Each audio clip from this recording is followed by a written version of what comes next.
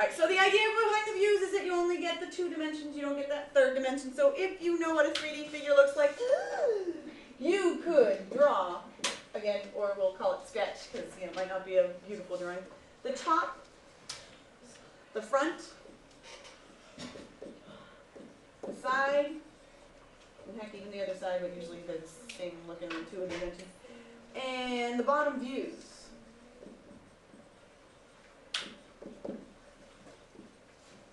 So you could potentially be asked to draw a view. And then sometimes there are 3-dimensional figures where it could be that you combine figures. So if you combine the cone with the semi-sphere, what would it look like from the side? It would look like a half circle and it would look like a triangle. If you looked at it from the bottom, it would look like a circle with a dot in the middle. If you looked at it from the top, it would look like a circle. You don't deal with the shading. So it could be that it's combined shapes as well. So a basic example for in our notes would be to draw the bottom, side, and top views of a square pyramid.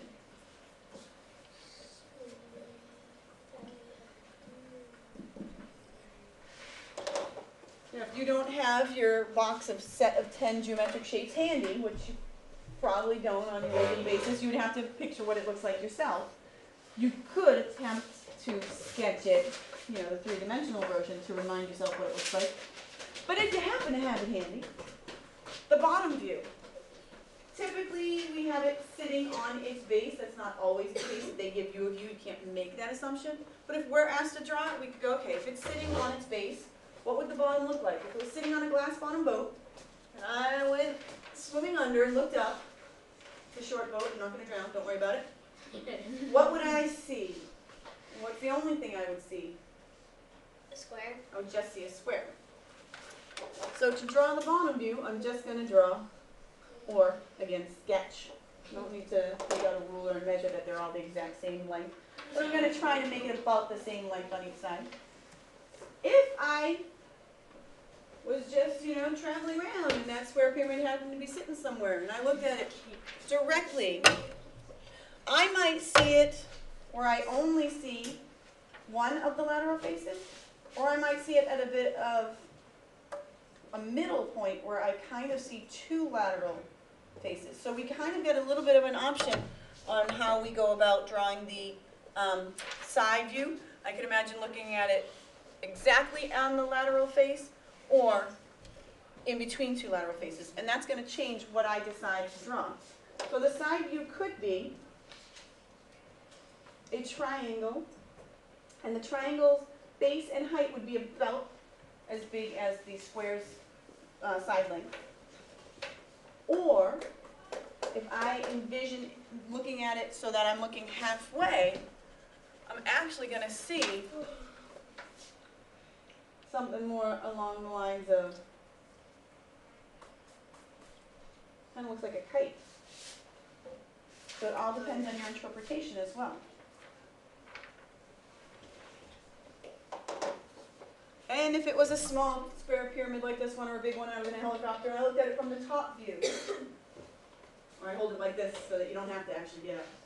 Whoa. Who can describe for me what you would see? Who can describe what you would see looking down or looking at the top view of the square pyramid? Yes, sir? A square with an X in the middle. A square with an X in the middle. Most people don't go right there, but most people describe it. You're going to have the same square that you would have for the bottom view, but you're going to see the 4 edges that meet at the vertex, but it ends up making a square in the middle, essentially. And again, it's a sketch. It's not quite beautiful. Sorry. And then the alternate activity dealing with views is they'll give you a view and they'll ask you what shape it is. But if they just give you one view, usually that gives a lot of options. If they give you a rectangle, well then that could be a cylinder. It could be any type of prism. It could be a rectangular pyramid. So if they only give me one view, I might list off a whole slew of things it could be. But if they give me enough views, we can figure out the 3D figure. So if given enough views of the figure, we should be able to figure it out. Anyway, and so you can figure out the 3D figure if giving enough views of the figure. Figure, and that's a lot of figure in that sentence, I never realized that. So for this task here, name the 3D image by analyzing its views. So if the side view was a rectangle, the top view was a triangle, and the bottom view was a congruent triangle, what could it be?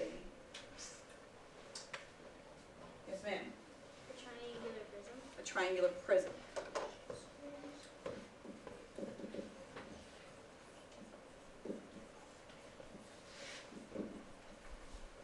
So if they only gave me this side view, then I got so many choices.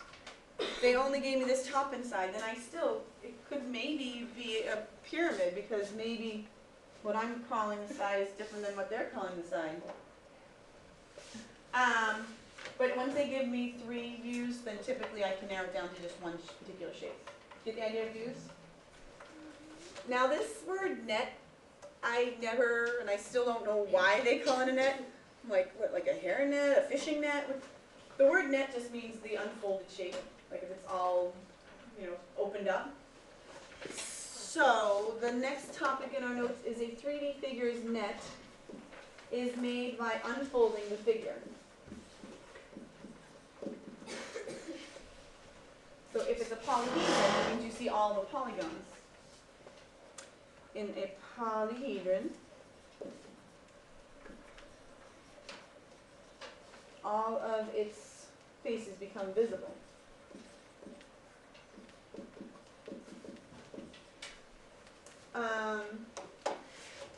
Now the cylinder is a little bit different. The cone is a bit different, and I don't know what the sphere would look like if it was opened up.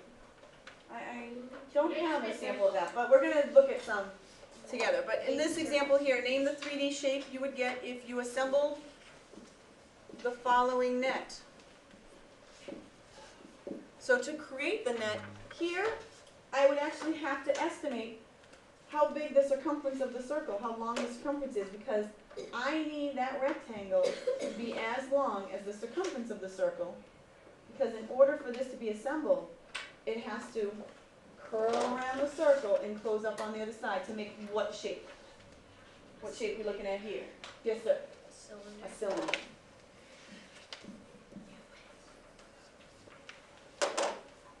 That's it for our notes.